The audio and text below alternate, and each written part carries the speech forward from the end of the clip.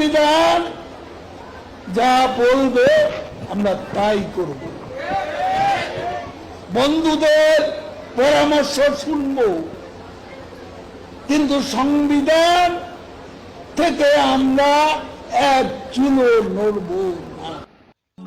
বেগম জিয়া বলেছিলেন এই সংবিধান হচ্ছে আওয়ামী লীগের সংবিধান। যেদিন বাংলাদেশে জনগণের সরকার গঠন হবে ওই দিন এই সংবিধানকে ছুঁড়ে ফেলে দেওয়া হবে, এই কথা বেগম জিয়া বলেছিলেন। দেখেন, এই সংবিধান হলো আওয়ামী লীগের একটি ইশতেহার। এই সংবিধানকে যেই দিন জনগণের সরকার আসবে সেই দিন এই সংবিধানকে ছুঁড়ে ফেলে দেওয়া হবে।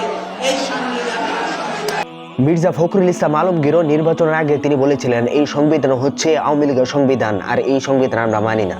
দেখেন তার স্টেটমেন্ট। কোন সংবিধান?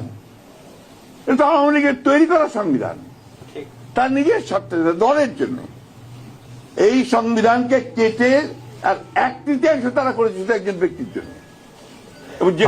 পার্থ সাহেব নির্বাচনের আগে তিনি বলেছিলেন যে এই সংবিধান ৭২-এর সংবিধান হচ্ছে আওয়ামী লীগের সংবিধান আর এই সংবিধানের দ্বারা অনেক মানুষের উপর জুলুম করা হয়েছে, সুতরাং এই সংবিধানকে ছুঁড়ে ফেলে দিতে হবে, এই কথা তিনি বলেছিলেন। দেখেন, কিন্তু এই সংবিধানকে ব্যবহার করে বারবার মানুষের উপর অত্যাচার করা হয়েছে।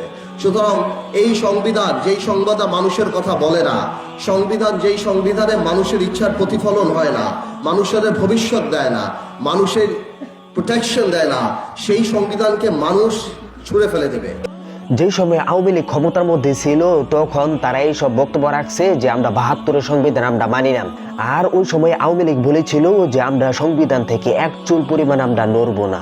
দেখেন কাওয়া কাদের কি কয়, সংবিধান যা বলবে আমরা তাই করব, কিন্তু সংবিধান থেকে আমরা এক চুলো নড়ব না।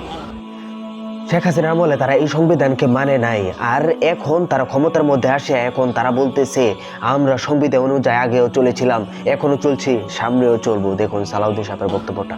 আমরা সংবিধান মেনেই এই পর্যন্ত এসেছি এবং সংবিধান মেনে চলবো।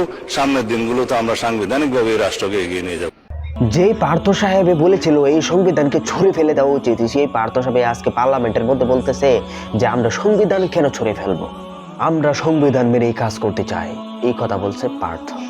ছুঁড়ে ফেলে দেবে সংবিধান কেন ছুঁড়ে ফেলে দেব? এই সংবিধান দিলে গাত্রদাহ কেন হবে? তো এখানে আমি বলতে চাই যে সংবিধান অনুযায়ী তো শেখ হাসিনা বাংলাদেশে এখন বর্তমান সরকার, তো এখন তোমরা যে ক্ষমতার চেয়ারের মধ্যে বসছো, ক্ষমতার চেয়ারকে ছেড়ে শেখ হাসিনাকে এনে তারপর আবার তাকে ক্ষমতার মধ্যে বসাও।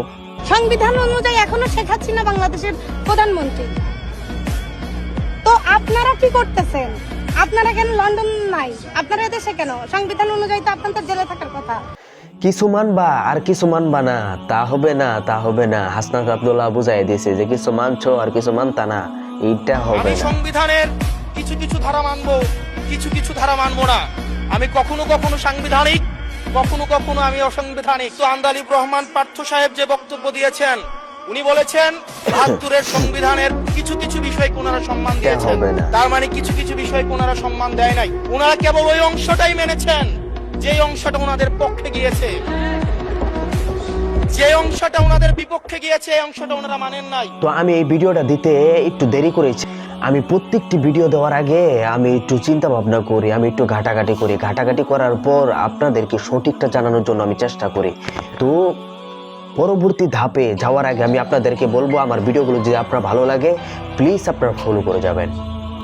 তো এখন আমি বলি, ৭১-এ যখন দেশটা স্বাধীন হয় তখন এই দেশের জন্য একটি সংবিধানের প্রয়োজন পড়ে। ১৯৭২ সনে, ৭১ সনে স্বাধীন হওয়ার পর এই সংবিধানটি তৈরি হয় নাই।